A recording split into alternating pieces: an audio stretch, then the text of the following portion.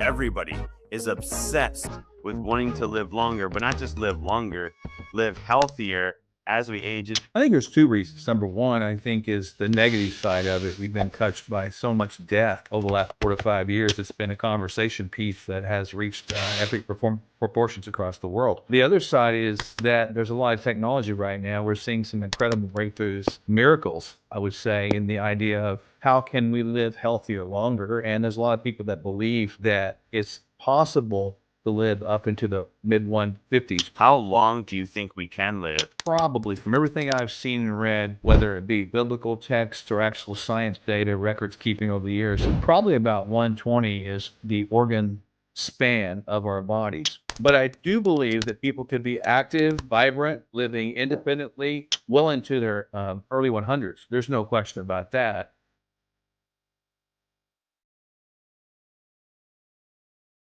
So, Dr. Mark Sherwood, something that I'm seeing a lot about now is longevity. It seems like it's not just the billionaires who want to live longer, it's everybody is obsessed with wanting to live longer, but not just live longer, live healthier as we age. And I think it's great that we're seeing people like 50s and 60s that they're still capable of doing everything, because I feel like before it felt like if you get to your 50s or 60s, it's like life is over. Why do you think right now, in almost 2026, we are so obsessed with longevity? I think there's two reasons. Number one, I think, is the negative side of it. We've been touched by so much death over the last 4 to 5 years. It's been a conversation piece that has reached epic proportions across the world. So no question, we've had death touch our lives, close to us, with various epidemics and things like that. The other side is that there's a lot of technology right now. We're seeing some incredible breakthroughs, miracles, I would say, in the idea of how can we live healthier longer. So with AI, with the ability to mine data, to do studies in a very quick manner, we're really learning how to, quote unquote, hack the system better to give the possibility of living longer. And there's a lot of people that believe that it's possible to live up into the mid 150s or so, something like that. Now, I'm not sure I'm in that camp or not, but I do know, as we were saying before we went live, that we are going to die. I believe that. But I do not believe that we have to die as early as we're dying. And I don't believe we have to have this decrease in health span the way it's happening. I think we can have an actual increase in health span. And along with that, conjunctively, we could have a longer lifespan as well. So based on the data, based on everything that you're seeing, the people that you're helping, how long do you think we can live? And how healthy do you think we can be as we get into those later years?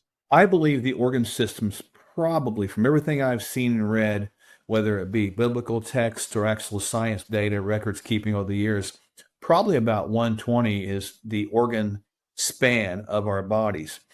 Having said that, I see no reason why we have to have brain decay or brain decrepidation where we're losing our mind. Therefore, I think we can be very sharp.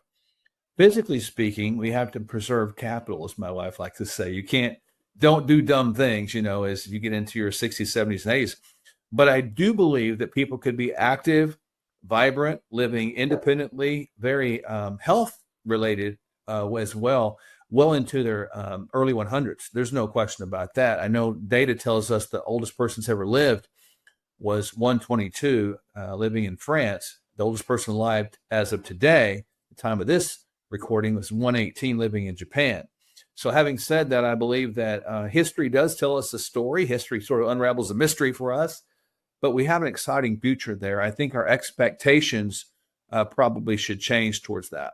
So what are 2 or 3 things that you do right now in your life that you feel will allow you to live to that 120? Maybe you'll break the record. Maybe you'll hit 130.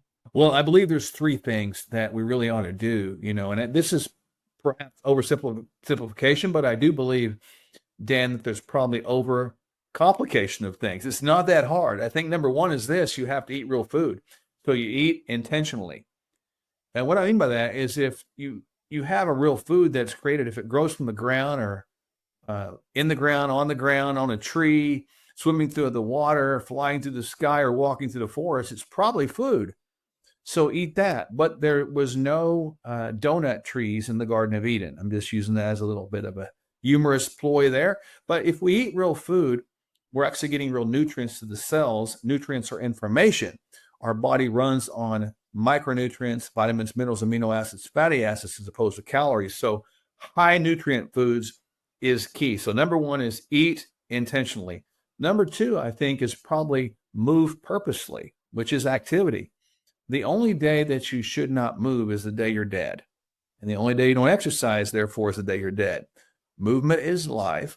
Lack of movement is rigor mortis. So we need to move more, sit less. I'm not talking about going to the gym. You can, but we do need to be active. Activity is something that sort of metabolizes adrenaline, which helps us minimize stress. And stress is the thing that actually is an overt killer today, right? So we have to move purposely every day. Number three is kind of tagging on to what I just said. It's live at peace.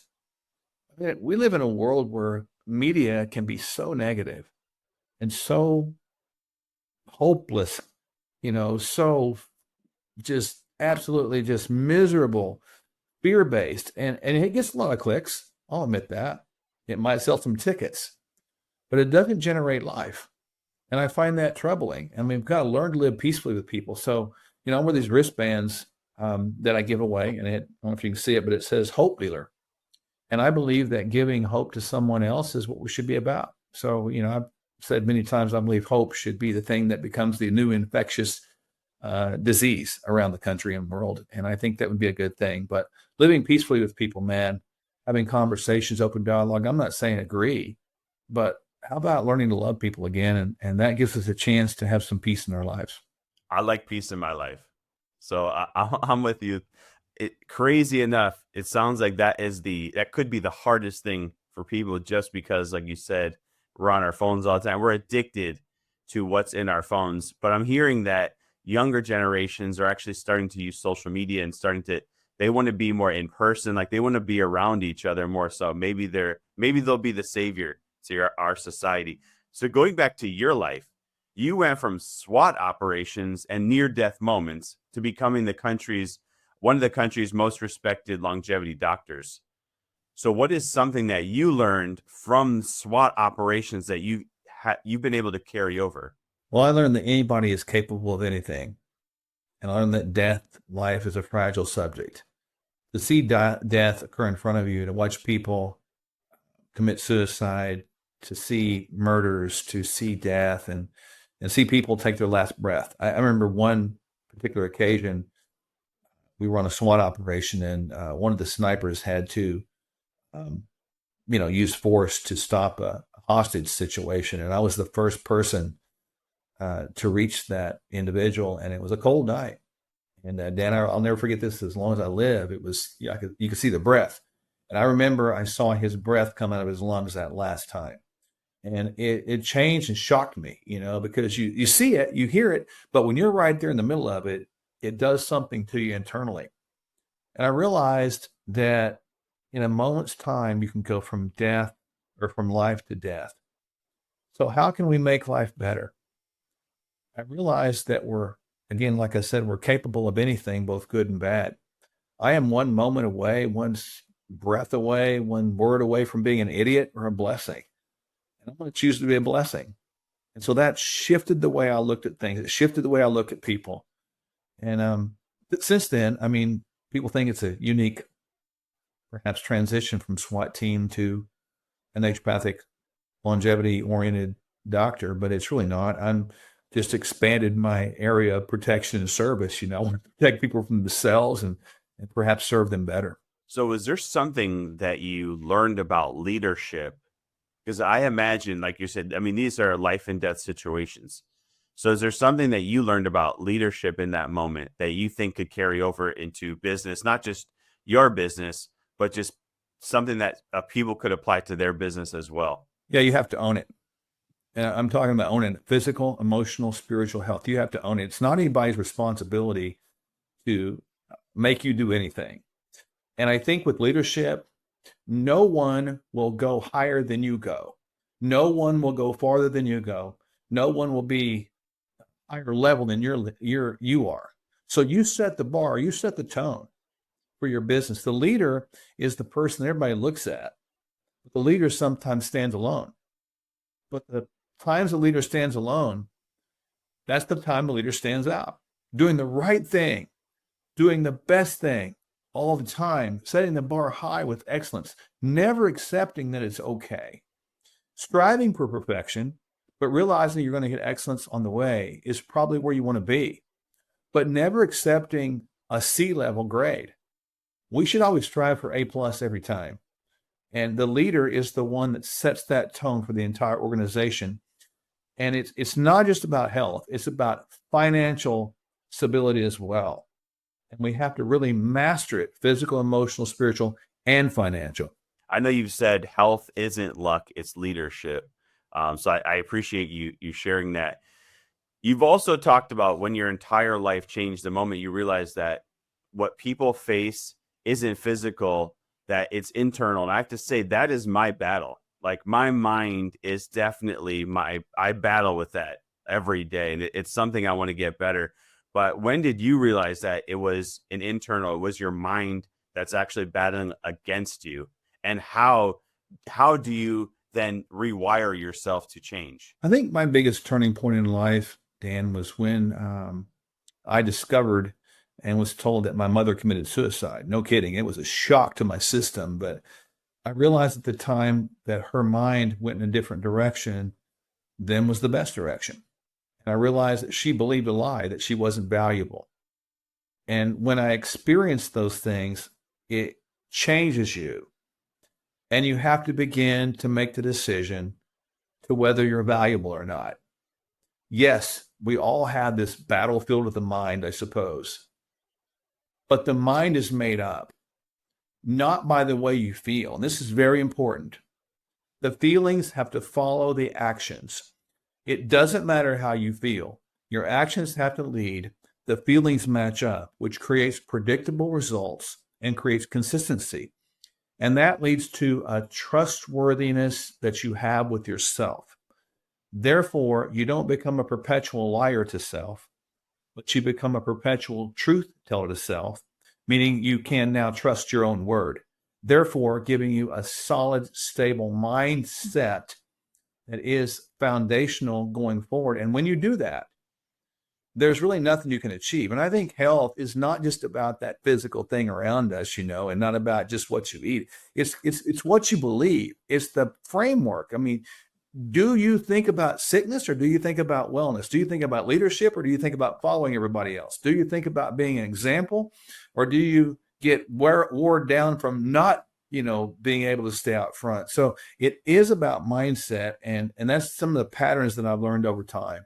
So when you look at this whole biohacking space, do you see anything that you're like, wow, you know what, that actually, what people are saying is a great thing? Like, should I be going into the sauna and should I be going into the cold plunge? And it seems like there's a whole lot of things, right, that we're just seeing from this.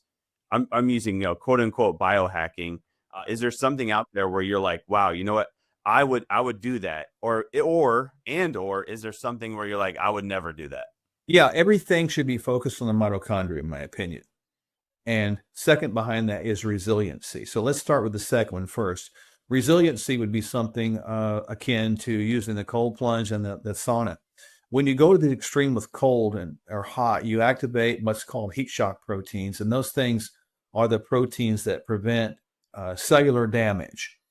And so when you have this ability to tolerate the cold plunge, the 40 to 50 degree water for, 3 or 4 or 5 or 6 minutes, and you have the ability to tolerate the 140 degree, sauna for, 25, 30 minutes, you actually train your heat shock proteins that these extremities are something you can tolerate, building resilience. And that resilience goes in all parts of life, of course. The first one, though, is mitochondrial health. Realizing the mitochondria is the centerpiece of the energy production of our cells. With mitochondrial production, the cells will operate efficiently. Without mitochondrial function, the cells die efficiently. So it's all about pushing the envelope with those. And there's a few things you can do with that. Obviously, I like NAD. nicotinamide adenine dinucleotide. I like using molecular hydrogen, whether I consume it or I breathe it. I think those are outstanding for that. And frankly, I like using peptides. I think these are great. And those modalities right there, as far as what we can do to help our bodies create resilience, create life, become more functionally healthy in a time, are very, very important. And I, again, go back to the three things I mentioned earlier. You got to eat right, move right, and think right. So when it comes to NAD, I've been looking at this NAD or NAD plus. I don't know if there's any difference there. Is it more of a like a supplementation, like a pill supplementation, or does it have to be injection? I'm just seeing so much of it now. I don't know like what's legit, what's not. There's a lot of push out there right now in the biohacking space and the longevity world. You're going to get a lot of people selling stuff. Personally, I use it in a subcutaneous manner to get it inside of my system. So I inject it. You can also do an intramuscular injection. You can also do a slow push IV as well. I haven't had good success with oral forms yet. There's some people out there now today that are developing, forms that are, liposomal delivery forms. And I haven't tried those yet because I've been doing the real thing, for so long. So I suppose there's other ways out there, but it's very good. If people don't know the effects of that, basically it's required to recycle your body's chief antioxidant called glutathione. If you can't recycle glutathione, oxidative stress runs amok in your system, which creates damage and inflammation inside the mitochondria. Wow. What about peptides? I'm fascinated with the amount of peptides there are. I've seen ones where you mix a bunch of different peptides and one does this or one does that. And I know a lot of friends who are doing it. I mean, they look phenomenal. Like you're saying, I have a friend, she's in her 60s and she looks better than when I met her when she was in her 50s. So is there something when it comes to the peptides that you're using or that you think has been really beneficial? Yeah, I use a lot of peptides. I'll just a few of them that I have and do use tesamorelin, which is more of a build muscle, burn fat, protect the brain and the heart. I like SS31, which is a mitochondrial membrane stabilizer. I like MOTS-C, which is a mitochondrial uh, biogenesis creator, helps us create more gasoline for our bodies. I like BPC 157 that prepares tissue, cells, joints. Some of the thymosins, thymosin alpha 1, thymosin beta 4, can activate the immune system to make us younger in our recovery and our ability to defend themselves. And I should say, peptides are nothing more or less than amino acids that are structured together, so they're not unnatural. The safety profile is absolutely tremendous, and frankly, we should be using them more. Now, I know there's a lot of regulatory pushback on those things, but that'll probably continue as most things do. Some things that work well, they are kind of attacked from time to time, but they are helpful, and we're very experienced in those things, and I'm a full believer in those. Yeah, thank you for sharing that. Because I went to a place recently and they had so many things, and they're like, "What do you want?" And I'm like, I have no idea what I want. Like tell me what I should take. But I'm really really interested because I was super into taking supplements and things since I was probably around 15, 16 years old, up and through my 30s, and then I kind of fell off a little bit. So I want to get back in because I just see incredible results happening for people. And I'm in my 40s now. So I'm like really starting to think these things through. Dr. Mark, like when I get into my 50s, 60s, like I really want to remain healthy. And it's almost scary thinking like, wow, my life could be halfway done. But it's like, but if I'm in my 70s and 80s and I can't do anything, then I feel like my life is kind of over. So I'm glad that there's hope here for us. And thank you for sharing that. So when it comes to some of the testimonials that you're seeing with reversing the aging process, can you share those? Yeah, I've got some really cool ones, Dan. And I think, and being in my 60s, I can relate to what you just said. So it's like, wow, man, but ultimately, we're able to test the biological immune system of people. We're able to test biological organ systems of people now. And it's really fascinating about what we can quantify and analyze right now through epigenetic testing and some other testing, such as glycan testing. But I have seen people routinely have a 30-year younger immune system functionality. So if you're 60, I've seen people have an immune system functionality of 30. And that's very, very routine with our therapies. And what does that mean? That means you're going to have more resiliency within the ability to defend oneself to, viruses, bacteria, injuries, et cetera, just recover faster. And again, I had one guy who is in his 70s. He has a biological age, immune system wise, of 29. So it's shocking what you can achieve. Now, again, is it going to advance? Of course it is. But nonetheless, it does give people a lot of hope. Well, you look like you're 30. So I don't know. Oh man, that's very nice of you. Thank you. So that I'm giving you that biological age. So I know you have an ebook. I know you have a lot of information that people want to read. I'm sure there's so much to digest from this. I want to say it's probably, maybe it's my social media feed, but it's like all that I'm seeing is all about longevity, biohacking, things that we can do, which I think is great. I think it's great that we as a society seem to be moving towards something as positive as this. And I hope that we all have, connection with one another, the peace that you mentioned, that we're all at peace. But I learned a lot today. So if people want to find out more information, they want to get the ebook, how can they do so? Go to drmarksherwood.com. You can scroll down the page, and there's a nice, cool ebook that my wife, Dr. Michelle, and I wrote. It's called Hope, Health, and Freedom, and it's we'd love you to have it. It's about 20 some odd pages. It's got everything I talked about and some more stuff in there that you want to have. Put that in practice, put it in your life, and your life will be better. Man, I can tell you're just so positive, and I think that's like a breath of fresh air nowadays. But I hope everyone gets the ebook. It's free. Like, why would you not get this? But Dr. Mark Sherwood, thank you so much for joining us today and sharing all your wisdom and the impact that you're going to have on people's lives. This is why I think we all show up every day, is we want to make sure that not only we're having a great life, but that others around us are. So thank you for joining us on Founder's Story. Dan, thanks for having me. It's been an honor to be with you.